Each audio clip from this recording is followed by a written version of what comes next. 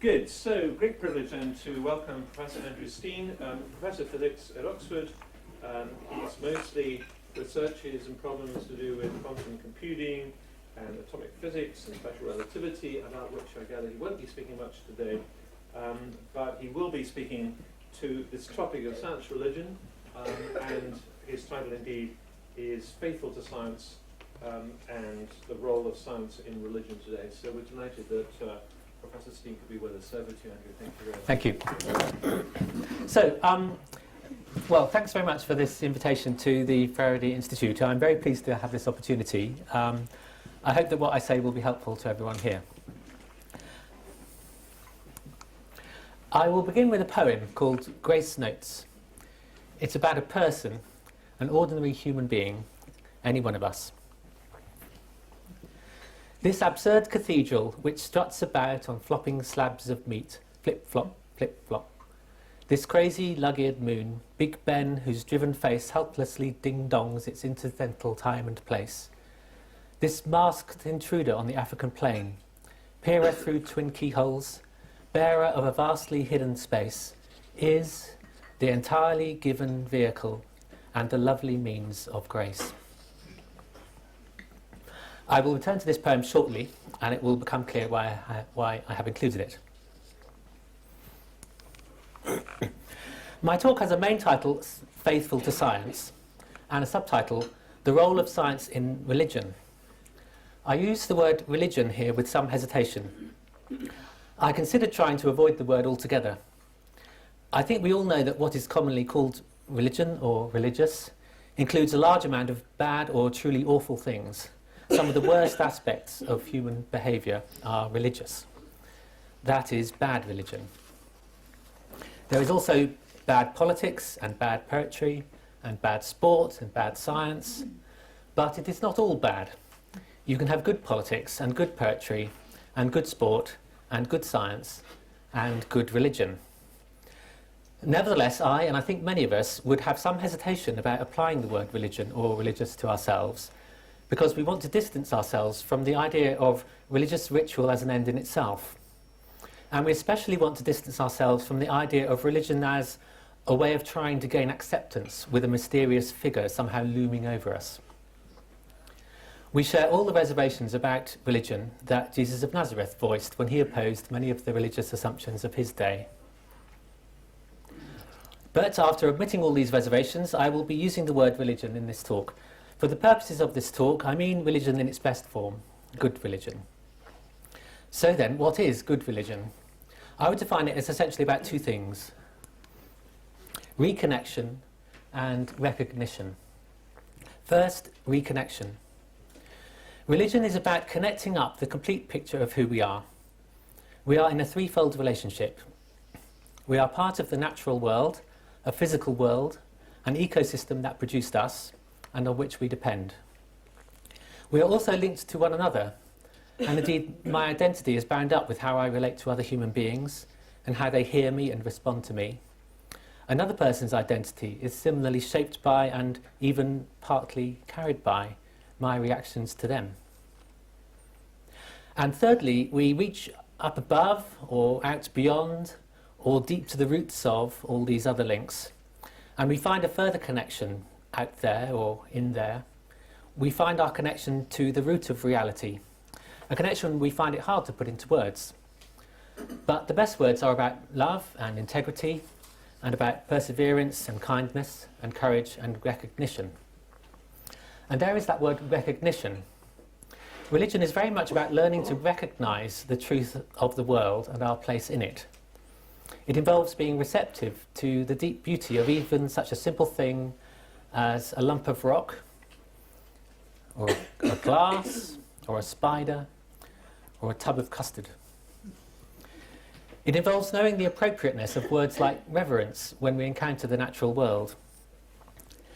It is also to recognise each other and to see that a single human individual should command our attention much more than something that is only an abstraction, such as a nation state, or a commercial enterprise, or a political party, or a university.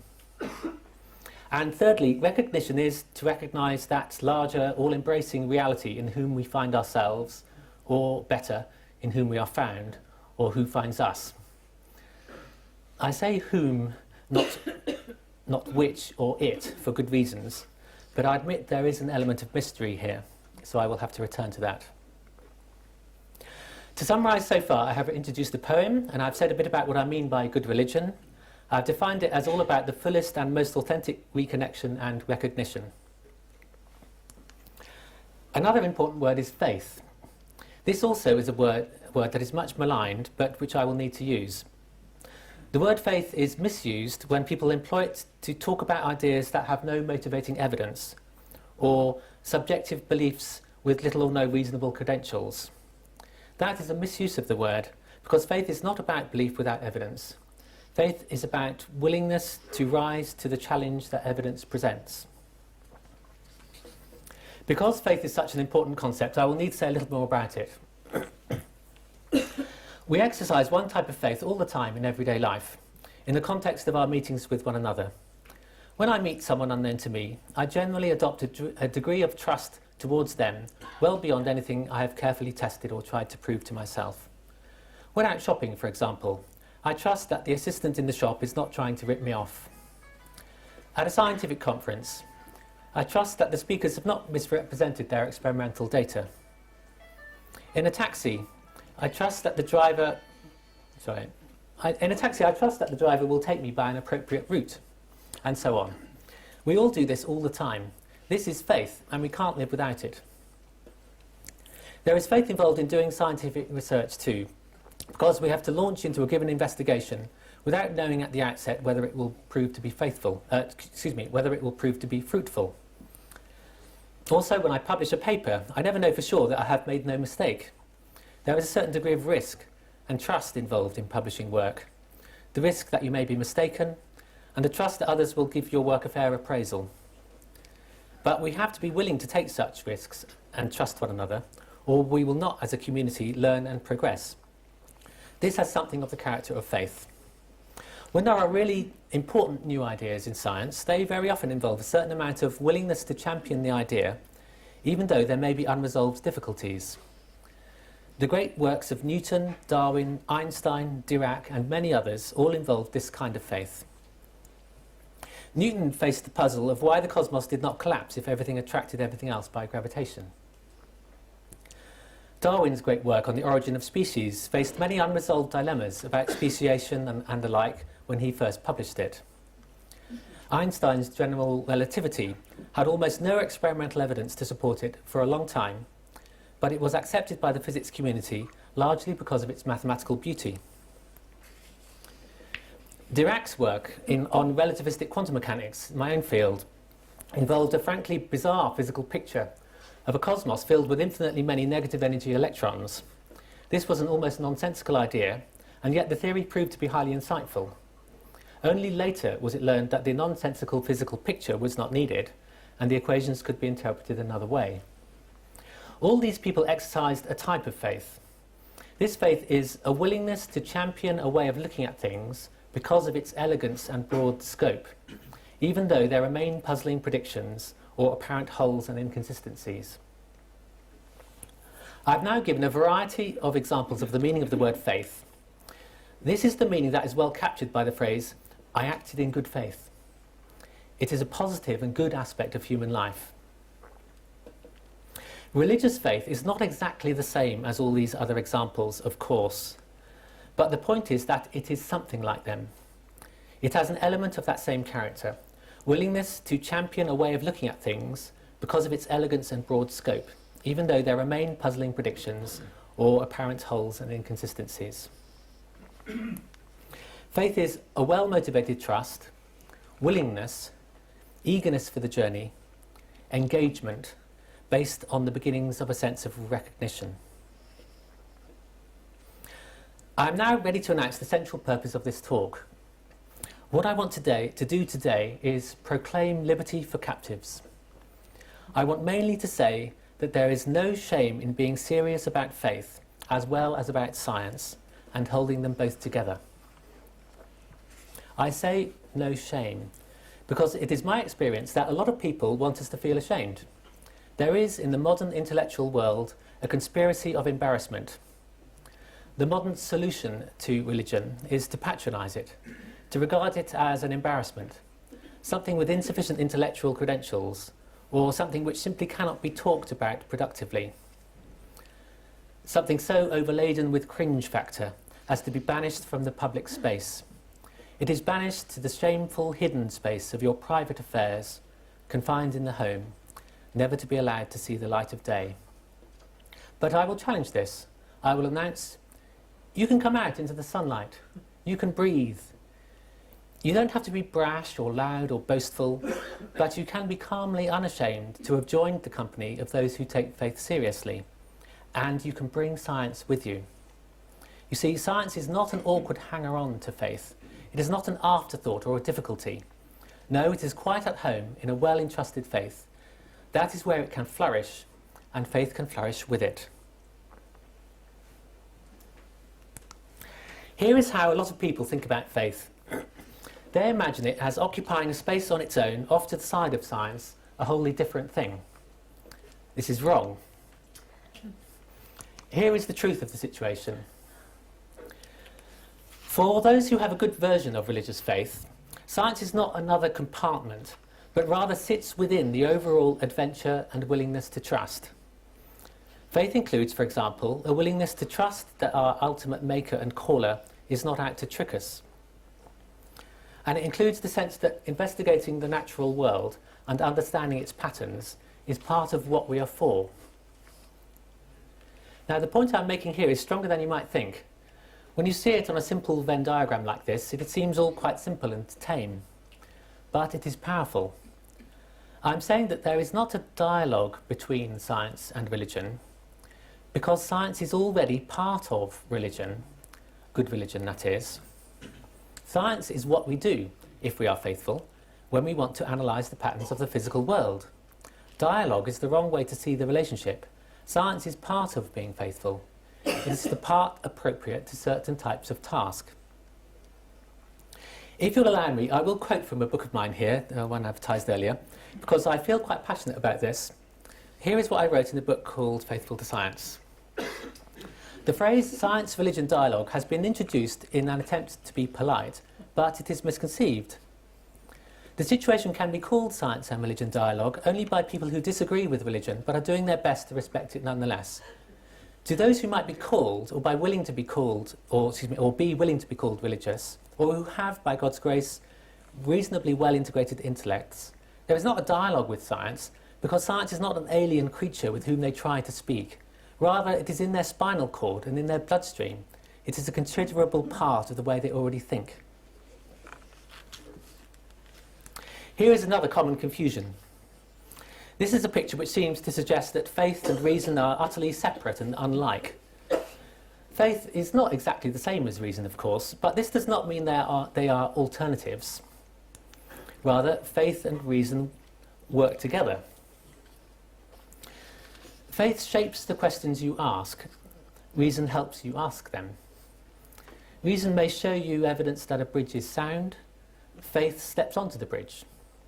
Reason explores a territory based on given assumptions. Faith seeks the best assumptions, and so on.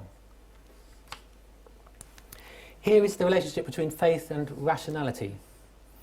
Faith is not irrational, and it does not embrace irrationality. It resists all forms of superstition. However, faith does venture beyond reason because it includes those aspects of our lives that cannot be captured by reason alone. Now, I see that some people are struggling to read the text here, so I'll just say what it says. Under irrational, I have a copper bracelet will protect you from rheumatism. Under rational, I have simply a short argument. If the tomb was empty, then either the body was never put there or something happened to it. And under the context of faith that goes beyond rational, but is not irrational, I insist, I have sort of a project, and the one I picked there is the question, will you marry me? So that ventures somewhere into another space, not altogether captured by the circle called rational, and nevertheless not, I claim, irrational. I think we can all enjoy that as a joke as well, of course. Now, let me return to this character and the poem with which I began. I would like to use this to illustrate how science and faith work together. We start off in the poem by announcing this absurd cathedral. There is religion coming in at the beginning, saying we have here a cathedral, a house of God, a throne of meaning. But we announce this with a sense of the ridiculous, an attempt to avoid pomposity. This human being is not going to incarnate God in any confident, powerful way, but in a haphazard, hopelessly compromised way.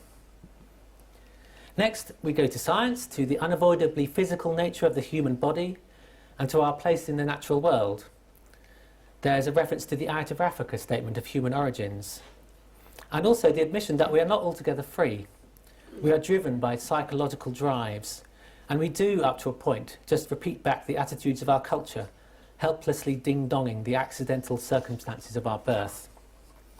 There's another nod to psychology and the arts in the reference to peering out and carrier of a vastly hidden space, and in the reference to our masks, which is also about insecurity and moral failure. The poem comes back to faith and religion again at the end, and what does religion do? What difference does it make? It makes all the difference, because it announces that what we have here, this awkward, crazy figure, stuck in the midst of the natural world, is in fact the entirely given vehicle and a lovely means of grace. Entirely given. Once you see that, once you realise that everything you are is entirely gift, and everything that forms you and helps you grow is also gift, entirely given, not taken, nor owed, nor owned, nor earned, nor merely acquired. Once you know this, then it is obvious what you have to do. Give back. And once you know that you are the lovely means of grace, grace to the world around you and other people in it, once you know this, then you also know that you can give back, because you have something to give. You have something worth giving, so you are set free to do it. So you see, from one point of view, religion adds nothing. It adds nothing to the scientific story.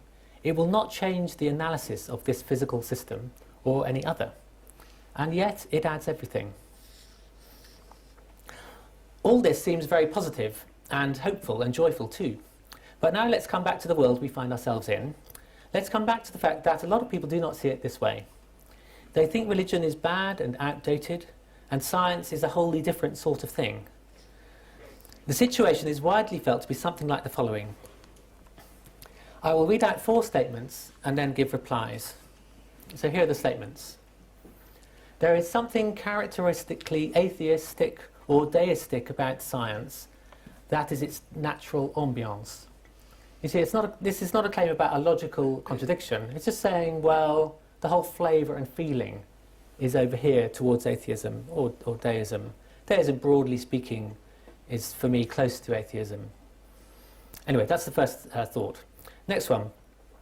The fact of the matter is that science has slowly but surely pushed God aside.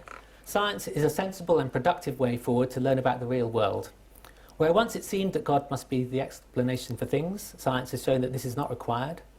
We can't be sure that God is real in any case.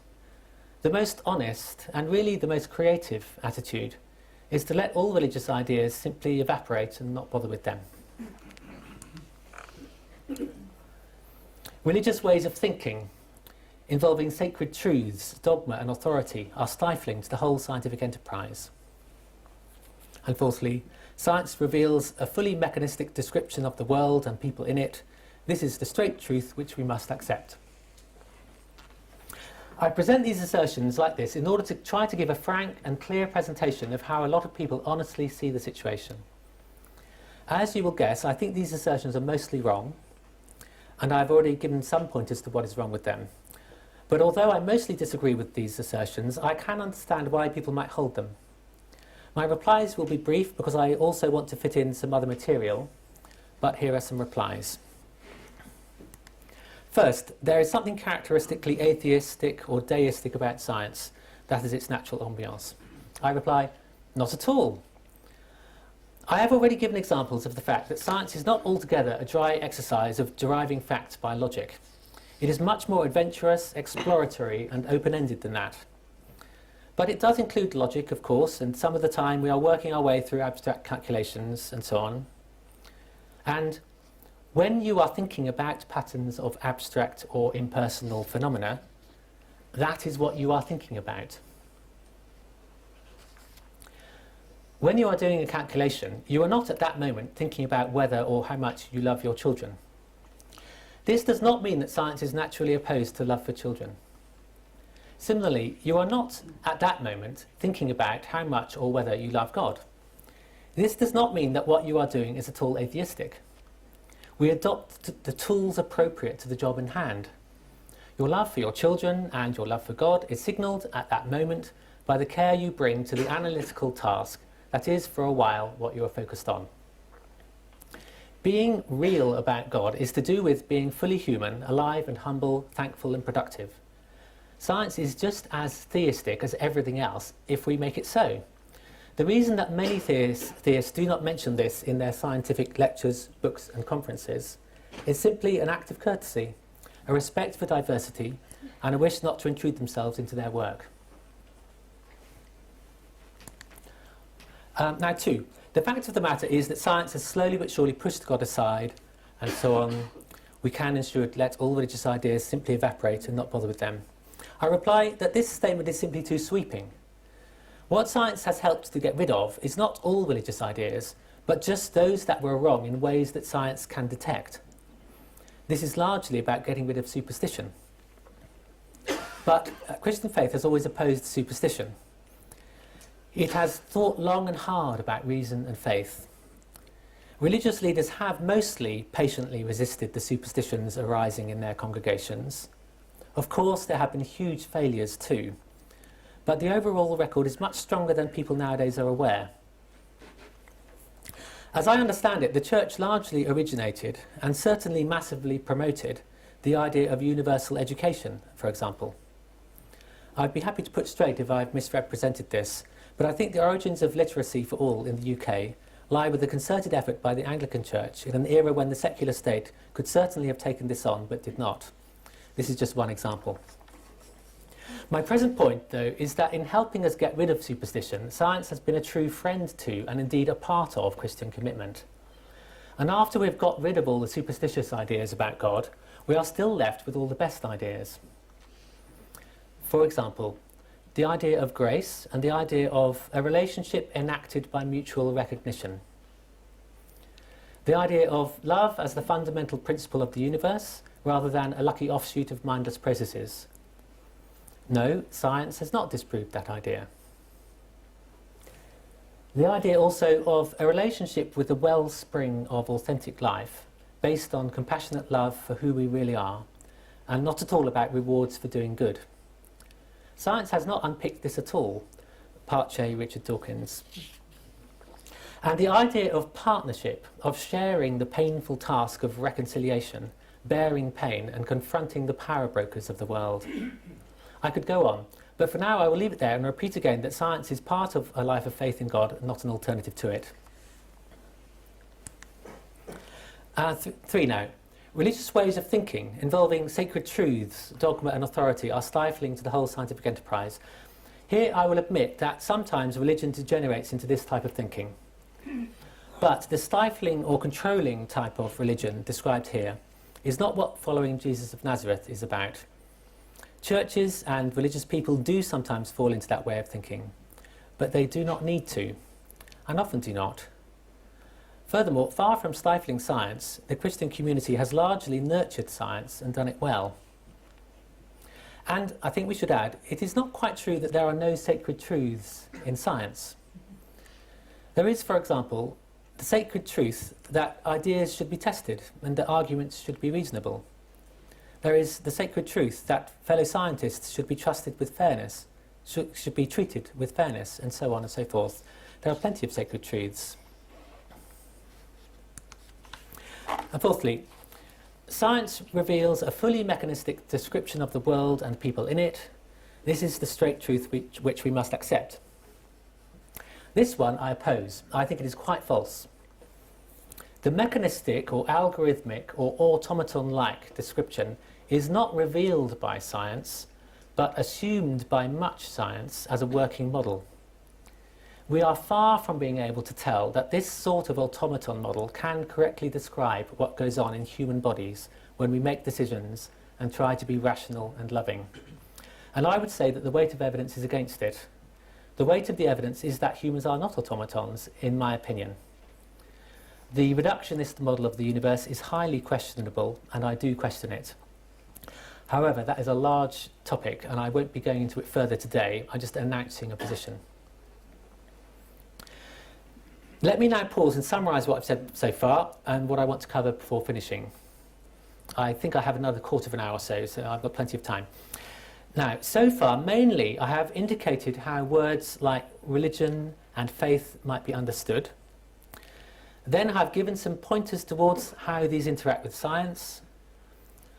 I admit I have remained a bit elusive about the object of Christian faith, but by talking about gift and giving back, and by using words like recognition and grace, I have gestured towards what religious language might be and what it might mean. With this background, the remainder of the talk can go quicker. What I will do with the rest of this discussion is first give some encouragements and then take a look at the limits of science. I will also emit a warning. I want to emphasise how important it is to understand those limits correctly. I begin then first with an encouragement. Let's celebrate science and do it well. Let's remind ourselves that science is not some sort of add-on to the kingdom or way of community life that Jesus of Nazareth talked about. Rather, it is part of that kingdom and completely at home there, along with schools and hospitals, freedom of speech, democratic political process, and so on. To love God with all your heart, all your soul, all your mind, and all your strength includes, for people with the relevant gifts, carrying out scientific study thoroughly, carefully, and at the highest level. This is how the people I've illustrated here saw it. Picking examples only from physics, which happens to be my subject, which I know a tiny bit more about, but I'm more ignorant of history than I expect many in the room. But nevertheless, picking examples and restricting the selection to people not now living, one can find, for example, Galileo, Newton, James Clerk Maxwell, William Thomson, Lord Kelvin, and Arthur Eddington, among many others. These are all people who went out of the way to discuss and affirm their religious commitments.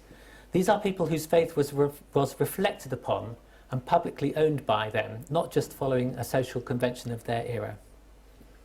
Such people are in a minority in science, as they are in every other discipline. But their net contribution is very great. It is out of all proportion to their relatively small numbers. Here I have included Newton, by the way. I'm aware that his theistic faith was unorthodox from a Christian point of view, but it is clear enough from his writings that he would want to be included. In the case of the science of physics, it is hard to overstate the net contribution of serious Christian people. Let's continue their example and encourage the gifted amongst the next generation with the thought that they have an honourable tradition to uphold. The other encouragement I want to offer is an encouragement to see and interpret biological evolution correctly. It is true that there is much pain in the natural world, much disease and starvation. But it is also true that there is much harmony, depth, and balanced, rich ecology. We can take a long, careful look at all this, and we do not need to buy into the metaphors of selfishness, aggression, and blindness that have been offered by certain vocal commentators. Here I offer you the phrase, the eager gene. Genes are not selfish, and nor are they eager. Literally, of course, it's a metaphor, but the net result of what genes do is better captured by the metaphor of eagerness than that of selfishness. Randomness in natural processes is often portrayed as some sort of defect or problem, something one might be ashamed of almost. But randomness could also be named openness.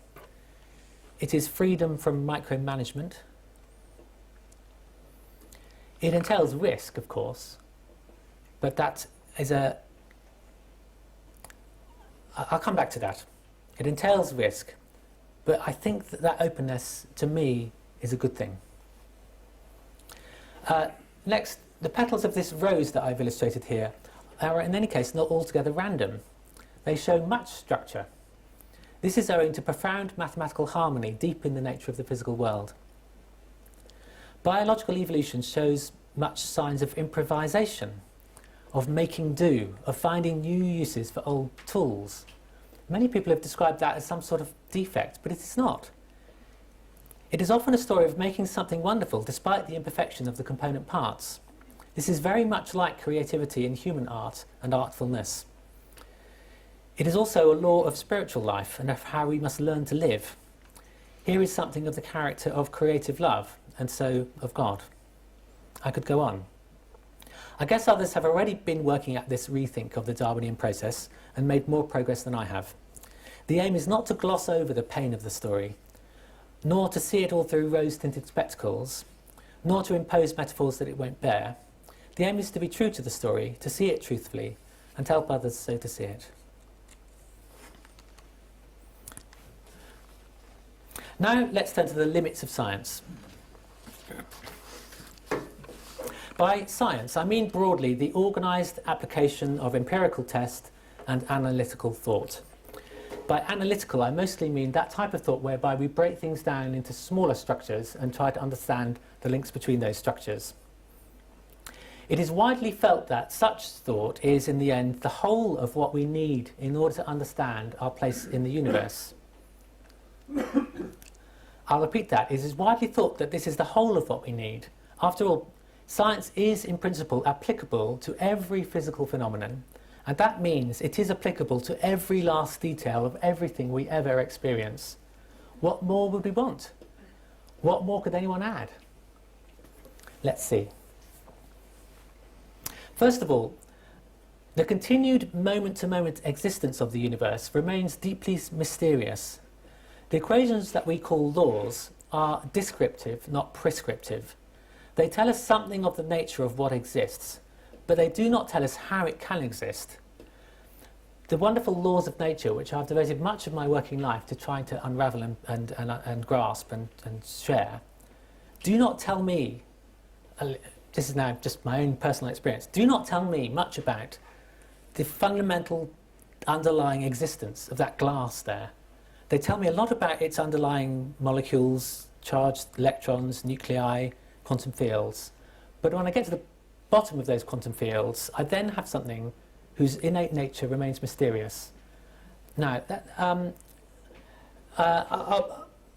add a phrase that I think is a very helpful phrase from Stephen Hawking. So he put this very well when he said, it is of fundamental physics. It is just a set of rules and equations. What is it that breathes fire into the equations and makes a universe for them to describe? So this first point is intriguing, perhaps, but not too troubling. But the second point now about description is really striking. Think of a description of the Rosetta Stone, for example. Imagine a complete physical description. Suppose it is a description that told you every last detail of the rock from which that stone is made and the size and shape of the markings on it. And you can already see where I'm going with this.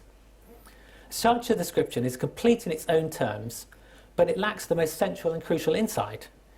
It is an apparently complete description, and yet it totally fails. It fails to even grapple with the fact that those markings might signify something. Those markings are about feasts and kings and corn, not stones and angular crevices.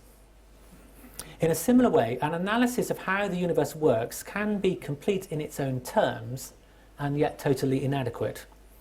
Once you have had this pointed out, it is easy to see. But it is amazing how often it is ignored in scientific life nowadays. There is this idea that once we've got everything sorted out into algorithmic models and statistical tests, it will all fall into place, we will know who we are. What rubbish that is. My third point arises from the other two. Science offers us a large and beautiful set of connections, but it runs out at both ends. It is like a cord hanging in the void. At one end there is the origins of things and their depths in the present moment, the underlying nature of this glass that I mentioned just now. At the other end there is the purpose of things and the role they play in crystallizing goodness. Science does not explain, but forms part of a larger explanation.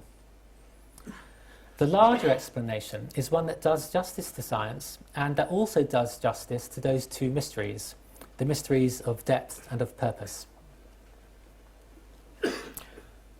And this is not just about abstract analysis.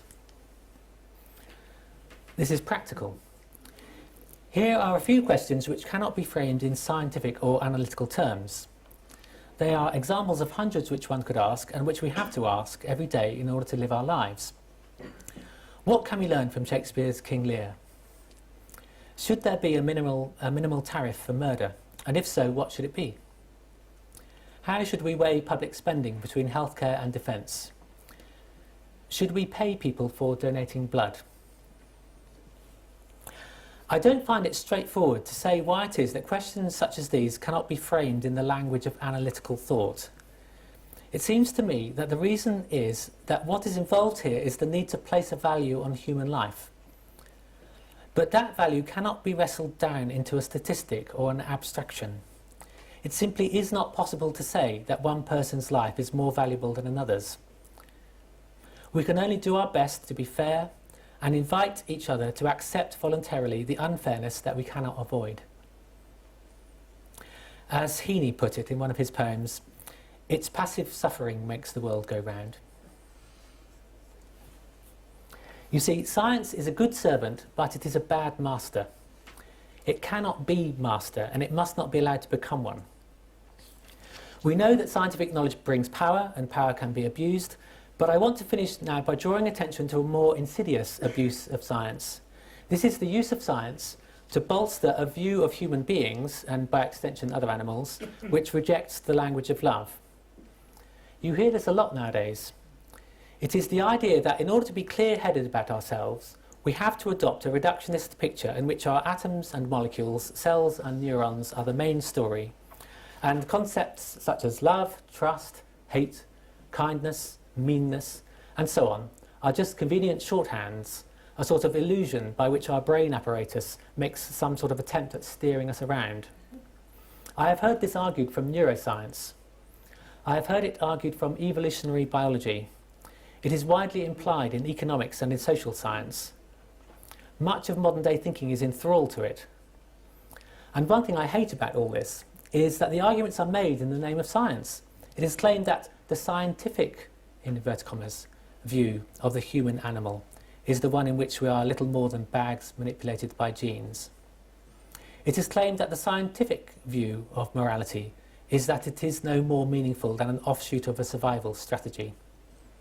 It is claimed that the scientific view of love is that it is a loose way of talking about certain neural networks, with the unstated implication that its insights will be superseded once those networks are more thoroughly understood. But none of this is truly scientific. In fact, all these unjustified conclusions are deeply oppressive to humans and, consequently, to science too. This is because science is the organised application of rationality, and our very capacity to be rational is itself being rejected in these naive and self-destructive pictures. Of course, I am now entering into subtle philosophical territory and announcing my position without detailed justification.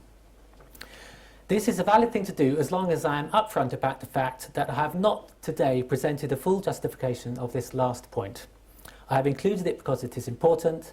It is a warning we need to heed. You can find some more comments from me generally in the area of science and religion at this blog, and I will now conclude.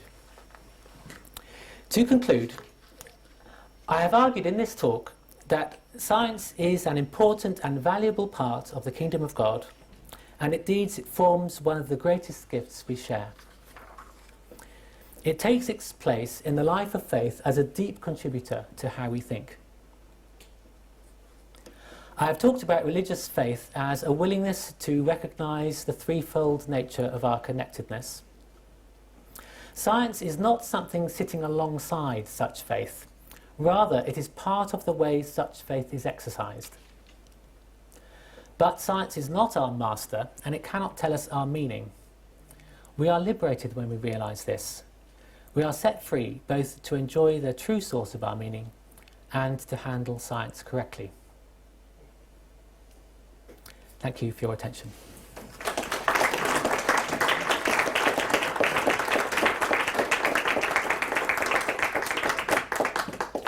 Thank you very much, Andrew, and we have some good time now for questions and discussions. So over to you. There is a microphone. You could raise your hand and just wait till the microphone reaches you. That would be fantastic. Thank you. Who's going to ask the first question? Please, at the back. Yes, thank you.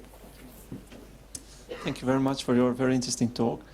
My question is simple. What do you think, what are your thoughts on multiverse theory? So basically, would you say multiverse theory is also, or multiple universes is also another scientific partial theory which still needs a big overall explanation or religious or whatever worldview framework? Or is it a competitor to a Christian theistic overall explanation, if you wish?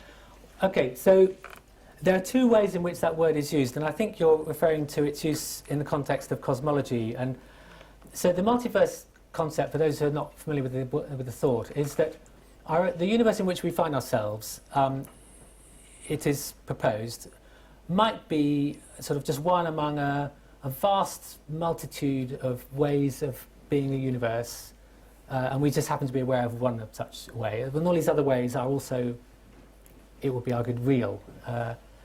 Now, I would say that thought is at the margins of science. It may or may not prove to be something we can sort of really tackle with scientific ways of analysis. I would say it's not yet clear to me that to make that proposal is what I would call a scientific statement, although it's often made that way. And then my hesitation about it is that I would need to ask some of the standard questions. What would I have to notice about our world that would show me the idea was wrong? That idea of falsifiability according to Popper. So I'm not so clear that there are ways of asking that question. Therefore, it's still, for me, not quite fully established as a scientific thought. Nevertheless, I admit that it might become so. And of course, people have those thoughts because the models that we see mathematically about the origins of space-time seem to suggest that way of thinking. So I'm willing to take it seriously. Now, as to how that fits with theism, I guess I'm afraid I'm going to take a rather easy way out and sort of say, well, either way somehow will work for me. So I think I do sometimes ask myself, what am I really saying when I'm prepared to announce myself here today of willing to use personal language about God? That's what theism is. It's very much to do with seeing love as a sort of really central concept. It's the most important thought that we have. And I think that survives the notion that there may be multiverses. However, my personal inclination and instinct is to say, no, I think it's a bit of an easy way out, this idea that all these other universes. We've only got this one. This is the one we've got to deal with. This is who we are. This is where we are. That feels more real to me, more like what we've got to grapple with. And I think these multiverse ideas are far from gaining the type of solidity that they will require before we can really take them very seriously. That's my opinion. Thanks for the question. Let me just do while you're thinking your next question, I'll do just a follow-up. I mean, theistically, you can argue God is a God of great creativity, as you've been illustrating for us. And the whole of the universe we do know about displays creativity. And therefore, in a sense, to create a multiverse is an even more creative God. Because that's creativity on a grander scale, and therefore is theistically quite... you could put it that way, but I want to be aware, and I want to treat quite seriously and fairly the reply that I think someone here might want to give, and I'll give it for them. And it's along the lines of, but once you allow that basically everything that could happen happened, it begins to be less creative. If that's the proposal, you see, it's just a great mishmash of everything that possibly could happen and happened, and you will only find people capable of conversations in those parts of that, all those many possibilities that have a certain amount of structure in them. That would be the argument and how it would go. I don't buy it, but maybe someone wants to put it more carefully than that. Anyway, feel free. Thank you. Yeah. Please, can you just wait for the microphone? Sorry, thank you very much. Thank you. I'm not a scientist, I'm not particularly a religious person actually, but I know that there is a theory at the moment that I heard on the radio about the idea that before the Big Bang it could be a sort of cyclical thing and there were other Big Bangs earlier and so on. But it just doesn't seem to make any sense to me to assume that went back infinitely. or beyond infinity, it makes more sense that there should be some sort of a God at the back of it all, whether it's we're the only ordered universe or whether there are multiverses or whatever. And I just wondered whether the sort of simplicity of that argument isn't something that people reject. Okay, well, I think I share your feeling that the notion of infinity applied to whatever, either space or time is let's just say I'm not even sure I really know what people mean by that word when they apply it to physical things like time and space. To me, infinity, I can grapple with it mathematically as an abstraction, but I also share that instinct that I'm not really sure what it means if applied to physical things. However, I want to admit, and just to be really fair here, the fact that I think that short word that we use and bat around and mostly misuse, the word beginning with G, the fact that I'm willing to talk about that word and use the word, and then think that what I'm talking about is someone who knows me, that, of course, I don't get from the fact that the universe can't have created itself. I get it from other things, from other areas. But of course, it fits very naturally with the connected thought. Oh yes, and so this one who knows me and all of us is somehow also the source of creativity that we see in the origin of the universe. So it's connected to that thought. But I just want to admit, it doesn't. The fact that the origins of the universe imply some sort of other type of reality, because the thing is, it's obvious to a scientist that it's not. Well, I shouldn't say obvious. Not all scientists would agree, and therefore it can't be obvious. But I wanted to say that it seems to me and to many of us that the world is here, but it might not have been. It's not something which is somehow self-existent. Whose existence is somehow logically required. So that isn't the nature of the physical world. And so it does suggest that it came from something else whose existence does not require further explanation. And that argument, I think makes a lot of sense. But that other thing that requires no explanation might be one who can know me. Oh, that's quite a big step. But I make it, and I think it makes sense. Not that I don't doubt it daily. Okay.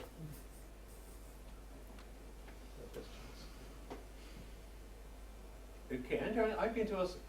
This is great. If you don't ask questions, I'm going to ask a question. This is wonderful. Okay, I'll let Bob have one, and I'll have a question. Yes, okay. Yeah. Can I just ask your reflections on the fact Can I that... just have the microphone? Oh, sorry. Just saying, yeah.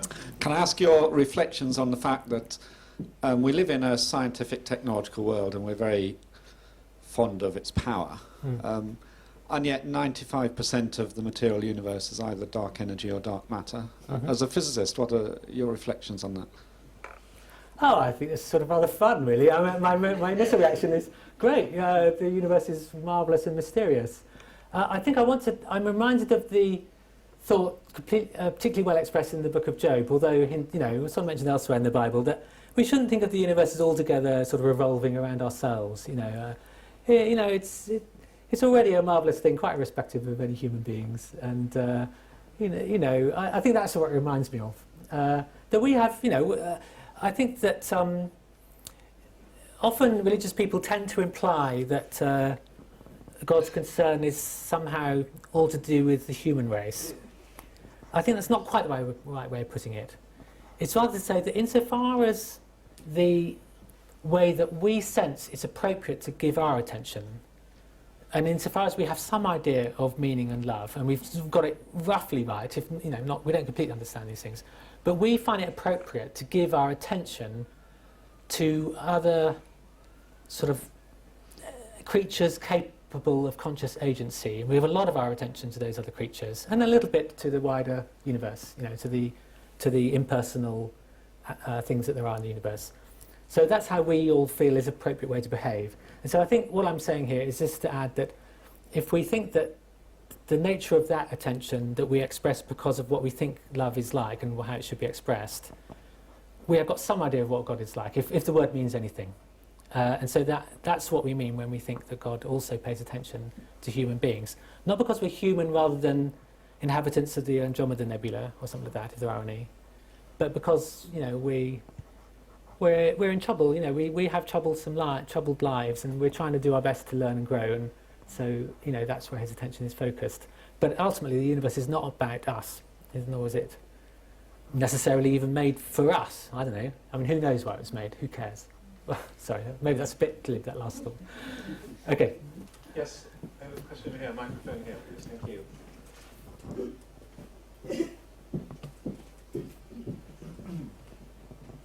Thank you. Thank you very much for your talk. Since we're here, can I ask you about Georges Lemaitre Oh, yeah. and father of Big Bang Theory? Mm-hmm. Did it matter that he was a Catholic priest? Did it matter that he'd been in the artillery during the First World War? And I ask partly because in writing in my subject about judges, say the American Supreme Court, there are 9 judges. They used all to be Protestant.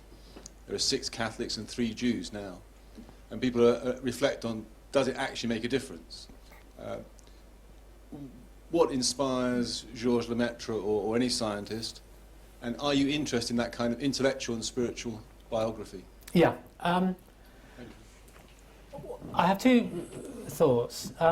One is the one that I think will occur to you and it will occur to everyone, that the position that you are in and the job you're trying to do as a judge is more likely to be, more, the influence of your other sort of commitments are more likely to sort of come into what you're doing there than they would be when you're doing sort of fundamental physics and astrophysics.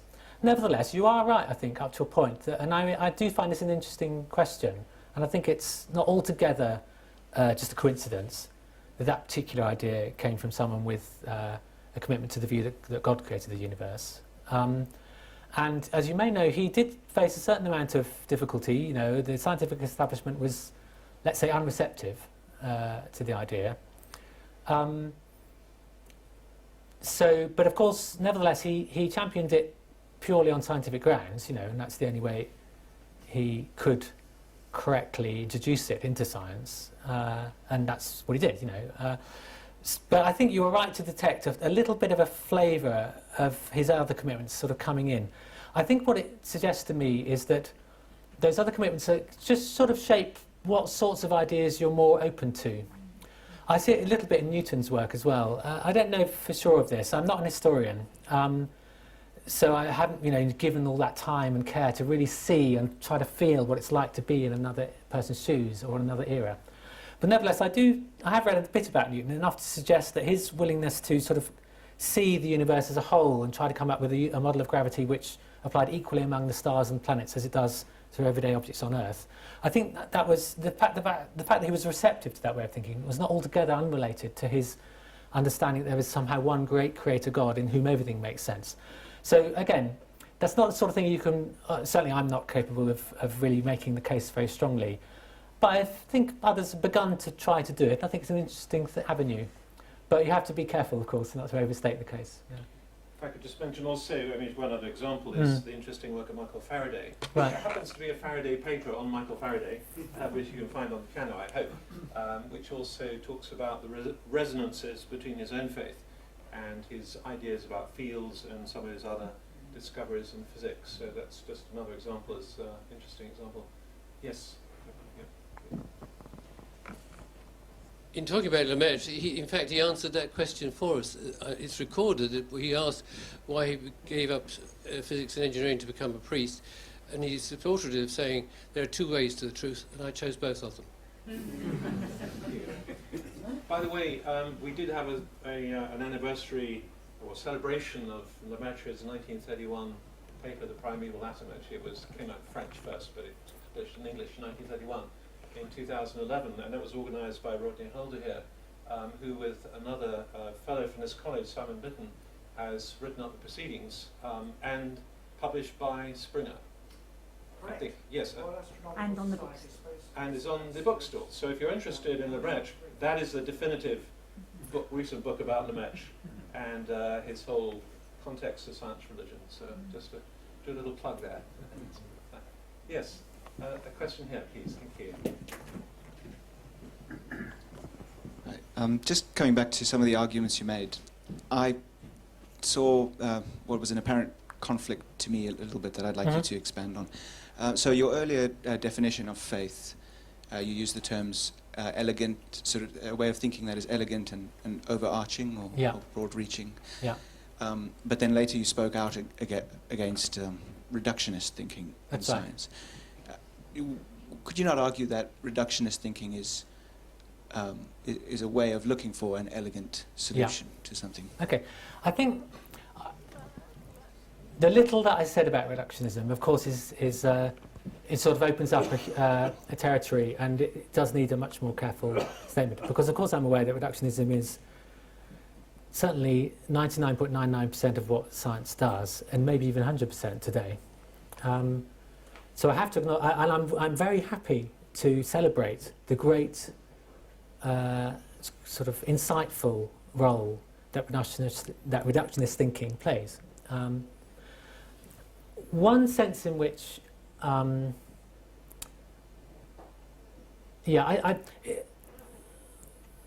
just offer you the beginnings of a sense in one of the reservations I have about reductionism. So one is that, of course, you can already see in the description of the world as we have it already, it's not quite clear whether knowing the laws of quantum gravity, for example, the great work that Hawking has been engaged with, he sort of implies that once we know those laws, and he used that phrase, we will know the mind of God. And of course, one immediately thinks, well, no, you won't. And the example would be, well, if I learn the rules of the game of chess, I've learned very little about what that game is really about. So that's one sense. But you may say, well, nevertheless, the game of inverted commas chess, that is the universe, sort of plays itself, so you might then say back to me, I admit that understanding the fundamental physics doesn't really give me insight into the life cycle of an amoeba or another creature. I do need all those other levels of explanation.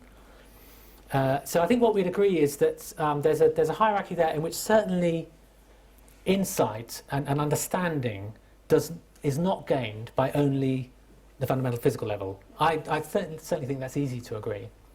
You do need these other ways of understanding. But understanding is what we're trying to do. That's most of what science is about. And so if we're not getting understanding by the low level, what does it mean to say that the high level is just an outworking of the low level? Now, that's not the complete case, because I am prepared to go further. I'm prepared to say that I personally am not yet convinced that our brains function by the standard sort of what I call algorithmic paradigm.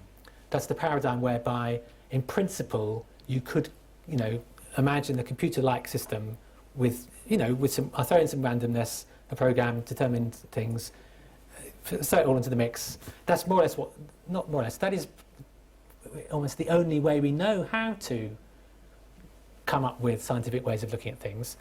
This is now a subjective thought. I still doubt that actually will capture the whole of what is true about the universe. And I've got the beginnings of a hint of why it might not, because I know about the difference between classical physics and quantum physics, and classical computing, as we call it, and quantum computing. So I don't want to overmake this case. I'm not saying, see, in quantum computing, you have a physical process which can be simulated according to the laws of classical physics. So it's not an altogether unlike thing. But that simulation is itself, well, I'm now becoming a bit technical, I admit, but the simulation is itself deeply unlike the thing that it simulates. So there is already in one sort of shift of understanding in the sciences that I think is very suggestive, let's say. And I think that we are going to have more such shifts. But who knows, maybe I'm wrong. But thanks for the question. It gives me a chance to just unpack it a little. Good. Well, thank you very much. I think it's a good note on which to finish sort of in the quantum world. And let me just remind you that Andrew's book is, the few copies on the bookstall. If you want to take posters, they are on the piano. But it just remains for me to say what an enjoyable talk it's been, and to thank Andrew very much for his talk. So.